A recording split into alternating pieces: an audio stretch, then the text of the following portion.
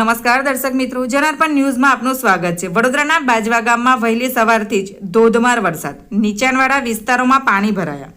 વડોદરાના બાજવા ગામમાં સવારથી જ મેઘરાજાની ધમાકેદાર એન્ટ્રી સતત 1 કલાકના વરસાદમાં પાણી ભરાયા। સવારથી પડી રહેલા વરસાદના કારણે નીચાણવાળા વિસ્તાર પાણીમાં ગરકાવ। શનિવાર હોવાથી શાળામાં બાળકો અટવાયા। ધમાકેદાર વરસાદના કારણે જનજીવન પર અસર જોવા મળી। વરસાદના કારણે બાજવા છાની ઘરનાળું બંધ થઈ ગયું હતું। પાણી ભરાઈ જતા લોકો બાજવા છાની તરફ જતા અટવાઈ પડ્યા હતા।